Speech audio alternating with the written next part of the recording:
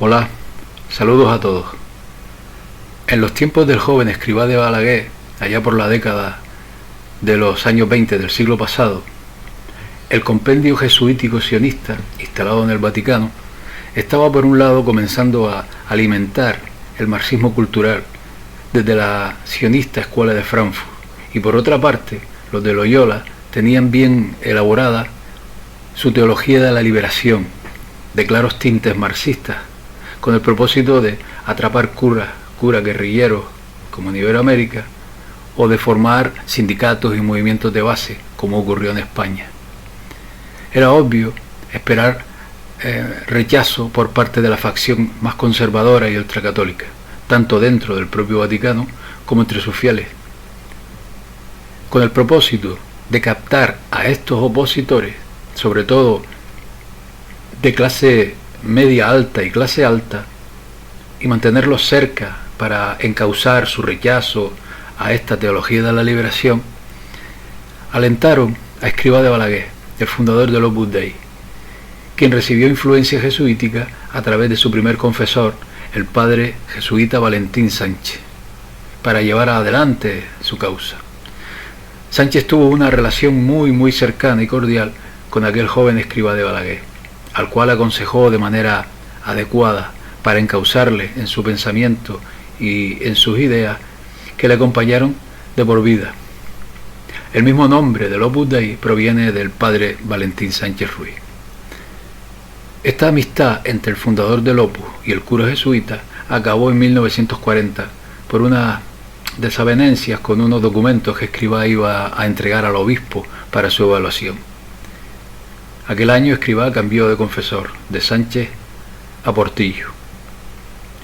Otra influencia que el fundador del Opus recibió de los jesuitas fue el descubrimiento de un texto publicado por primera vez en Westfalia en el año 1661, conocido como Monita Secreta, donde se recogen las instrucciones secretas de los jesuitas.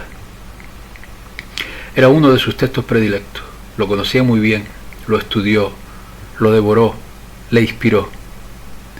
Para Escrivá fue una gran revelación conocer la cartilla, un auténtico manual maquiavélico, pleno de cinismo, solo conocido por los miembros superiores de la orden jesuita, y esto después de asegurarse que no se comunicaría nada de su contenido a nadie y que se renegaría del mismo si ello conviniere a la compañía. La redacción definitiva de estas Monitas secretas se atribuye al padre Claudio Acquaviva, cuarto general de los jesuitas y reformador de la compañía, basándose en las recomendaciones recibidas de sus predecesores. Esas instrucciones fueron una fuente de inspiración y una herramienta inestimable en manos de Escrivá. De los jesuitas, Escrivá tomó el patrón para su obra, al querer a su semejanza crear un instrumento pasivo y obediente que se extendiera por el mundo entero para su dominio, que al igual que los jesuitas, en su futura organización todos sus miembros caminaran a la voz de su mando, como soldados disciplinados. Así, en octubre de 1928, según el sacerdote José María Escrivá, tras una propuesta del mismo Dios, nace el Opus Dei, que desde el inicio se establece como una organización anticomunista, misógina y de un oscurantismo manifiesto. Escrivá de Balaguer fue asesor espiritual y confesor del dictador Francisco Franco, aunque aseguraba desde el púlpito que él no se metía en política. Franco encuentra en la obra un aliado que le ayuda a gestionar el periodo de autarquía por medio de varios ministros del Opus. Los más famosos fueron López Bravo y Laureano López Rodó. En 1969, 12 de los 19 ministros del régimen franquista eran miembros del Opus Dei. Las muertes de Guerrero Blanco, del propio Escrivá y del dictador Franco restaron en parte su influencia política al Opus, que no obstante mantiene una influencia financiera gracias a los banqueros Rafael Termes y Luis Valls, y su poder en el Vaticano por medio de Joaquín Navarro Valls, portavoz del Estado Papal hasta el año 2002, fecha en la que canonizaron a José María Escrivá de Balaguer.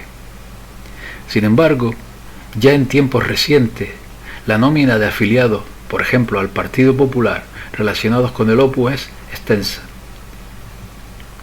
ministros y exministros como Federico Trillo, Juan José Lucas, Cristóbal Montoro, Margarita Mariscal de Gante, Isabel Tocino, Romay Beccaria, Luis de Guindos y otros populares de la vieja guardia como Ana Mato o el exdirector general de la policía, Juan Cotino, aparecen en las quinielas de supuestos allegados al grupo. Junto a tan notorio elenco, otros partidos cuentan con sus propios sospechosos, como el embajador de España en el Vaticano, Francisco Vázquez, del PSOE, que ha participado en charlas para defender el compromiso con la libertad de Escrivá de Balaguer, y personalidades de otros grupos como CiU, UPN o EA, también son simpatizantes, colaboradores o allegados a este grupo. Los mismos rumores situaban al propio José María Aznar como afecto al Opus. No en vano sus hijos se educaron en colegios de esta prelatura, excepto el pequeño Alonso, que estudió con los legionarios, y su esposa, Ana Botella, es sobrina del supernumerario del Opus, José Botella. Próximos al Opus están ministros como Pedro Morenés, Jorge Fernández Díaz o José Manuel García Margallo.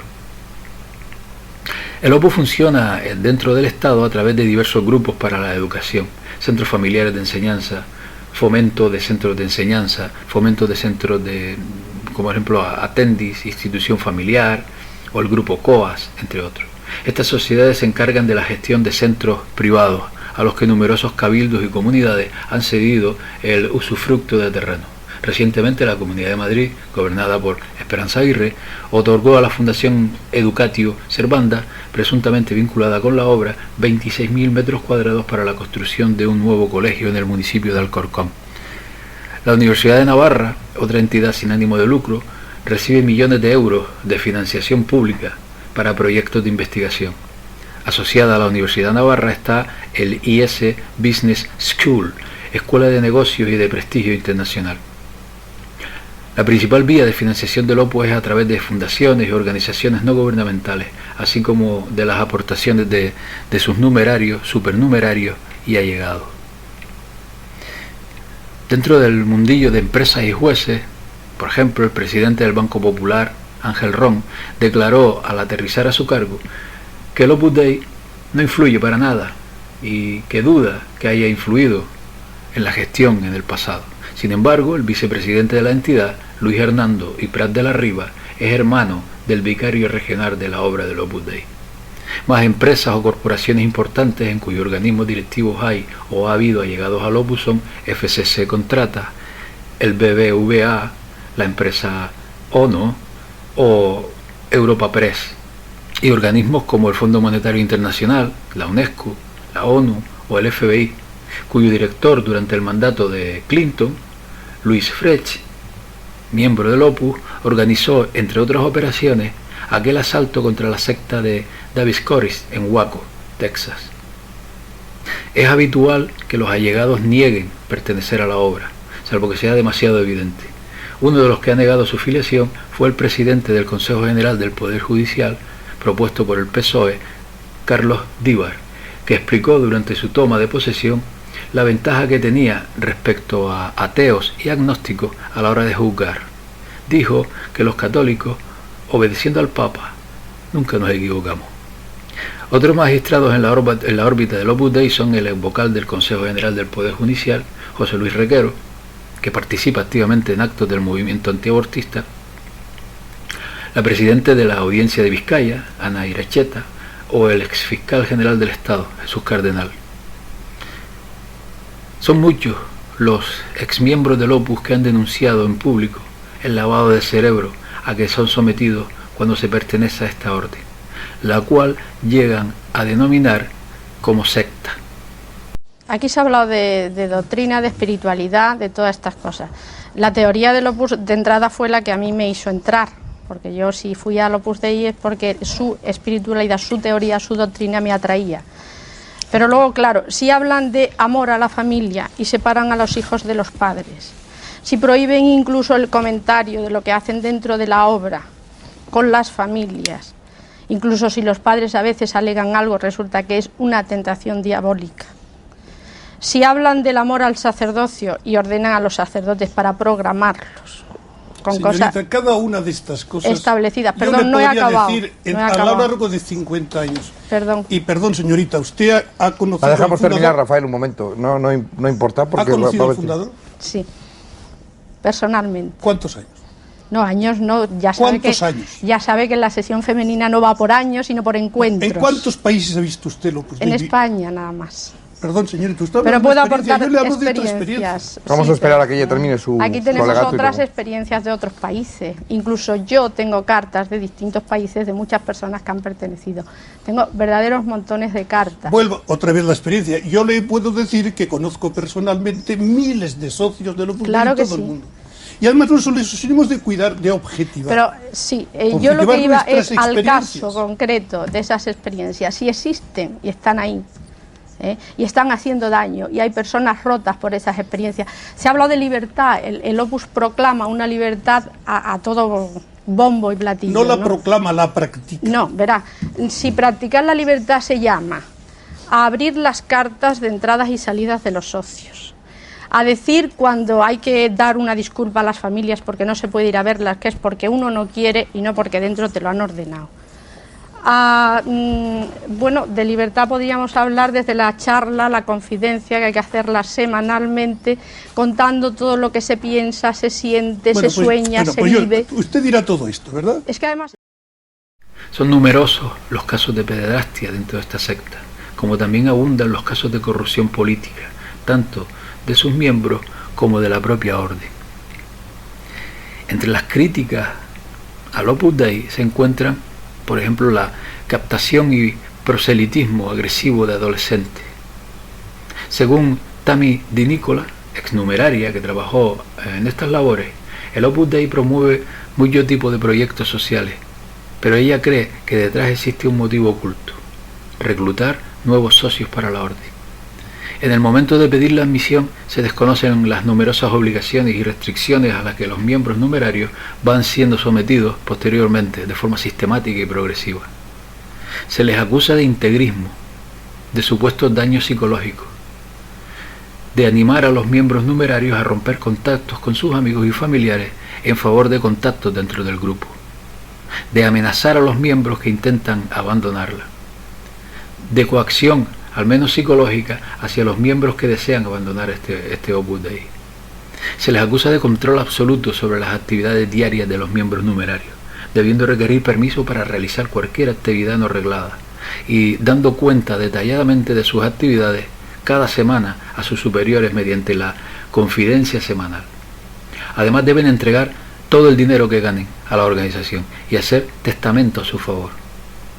Se les tacha de falta de respeto a la correspondencia de los numerarios, que frecuentemente reciben las cartas de sus amigos y familiares abiertas y leídas por los responsables de los centros. Los críticos a menudo han atacado prácticas como la mortificación corporal, que implica el empleo del silicio y las disciplinas, pequeño látigo de cuerdas de palmo y medio. Esta práctica es reforzada por la historia de que Escrivá de Balaguer se aplicaba tanto a estas prácticas que dejaba rastros de sangre en las paredes de su habitación, aunque indicó posteriormente que los miembros no debían hacerlo. La historia de la expansión del Opus Dei en el mundo denota una ambición megalómana de alcanzar puestos cada vez más relevantes en la sociedad, salvo por supuesto en las numerarias auxiliares, que son empleadas de hogar, y en otras profesiones modestas de varios miembros, bien sea en los gobiernos, en las empresas o en organizaciones sociales cualesquiera, con el objeto inequívoco de aumentar su influencia y poder, tanto económico como jerárquico. Por eso se buscan desde el principio titulados superiores universitarios, preferiblemente que procedan de la carrera de Derecho. La sociedad está dominada por ellos, ¿no? Políticos, jueces, ministros, notarios, etc., aunque su conducta y actividad profesional sean muchas veces poco ortodoxos. Se acusa al Opus de favoritismo nada disimulado entre los miembros de la organización, considerada como una cofradía. Algunos críticos y detractores la ven como una mafia, comportándose mejor que como hermanos dentro de una misma familia. Se les acusa del fomento de las familias numerosas, con muchos hijos, evitando cualquier método anticonceptivo ni orientación afín a la planificación familiar. Say something? No. Decir algo, por favor. Opus Dei has developed Opus double Dei think ha to a very desarrollado sophisticated el doble degree. pensamiento y lo ha llevado a unos niveles muy In fact, sofisticados. Opus Dei De is the hecho, closest el Opus thing Dei es to la George cosa más Orwell's cercana que yo 1984. conozco a la novela 1984 de George Orwell. I will give you an Con esa example doble of the forma double de think in pensar. Opus Les voy a Dei. dar un ejemplo de esa doble forma de pensar en el The Opus Dei. founder said to the members, El fundador dijo a los miembros: "We must learn to love the nosotros humility of tenemos Opus que Dei. comprender, amar la humildad del Opus Opus Dei, Dei. which El Opus is Dei fair as the moon, bright as es the sun, tan brillante terrible como as el an sol, army tan with limpio banners. como la luna, Bueno, terrible como un yo le ejército vuelvo a con sus decirle- estandartes. Esta Bueno, joya pues yo le digo preciosa que admiran coja los todos hombres. los textos publicados por Monseñor Escrivá de Balaguer. Yo llevo años leyendo estos textos y estos comentarios. Yo le he oído muchas horas en esta vida. Yo les digo a ustedes... Yes. May I say something? Y querría There, decir in algo Opus también. Dei, as En I el said, Opus there are two Dei, languages. como he dicho antes, hay dos idiomas, There dos is a lenguajes general distintos. rhetoric Hay which una applies retórica every flattery general to Opus que Dei, aplica, como digo, but todos which los is not cumplidos al translated Opus into Dei, pero no se practical traduce realities. luego en la realidad práctica. There is a practical Y language hay también un lenguaje of práctico directives. de directivas And que the se members dan, of Opus y los Dei miembros del Opus Dei Are unaware of the no se dan cuenta, no son contradiction between these two conscientes de la languages. contradicción No entre existe estos esa dos lenguajes. Perfect Por tanto, con una sinceridad with perfect total y sincerity, completa, repito, con la mayor sinceridad del mundo, el señor Calvo Serer, que está aquí, nos habla de la retórica general maravillosa del Opus Dei con total sinceridad, pero los miembros individuales, sus vidas, están gobernadas por unas directivas prácticas que son, como he dicho, acerbas, totalitarias y que además fomentan el secreto y el engaño. Por ejemplo, Rule 191 la regla of 191 the Constitution of Opus de la Dei Constitución del Opus Dei prohibits members prohíbe from a los revealing to the miembros public that de they que belong revelen to al Opus público Dei. que pertenecen al Opus Dei. Es formidable todo esto. Mira, El Opus Dei tiene establecido en el mundo 68 centros, entre ellos en Estados Unidos, México y gran parte de Iberoamérica, donde su relación con los gobiernos y con el mundo financiero es muy notable. Quien haya profundizado con minuciosidad en la historia de los jesuitas, conoce de qué pasta está hecha esta orden y hasta dónde tienen la osadía de llegar. Sabe que no dan puntadas sin hilo y sabe que sus soldados, con sotana, hacen juramento de fidelidad y de obediencia hasta la muerte. El cura Sánchez sabía muy bien qué tipo de animal estaba alimentando y qué tipo de dieta proporcionarle. Para entender cómo funciona la táctica jesuita del divide y vencerás, he aquí un ejemplo. Tras el Concilio Vaticano II, unos tiempos muy convulsos en los que algunos jesuitas se unieron a las comunidades de pobres agrupadas para estudiar la escritura y analizar su situación a la luz de aquel concilio, escribiendo la teología de la liberación, mientras que el Opus Dei defendía que la Iglesia no debía proponer un programa político, sino ocuparse de las tradiciones espirituales y doctrinales que son los fundamentos primordiales de su existencia, del Opus Dei.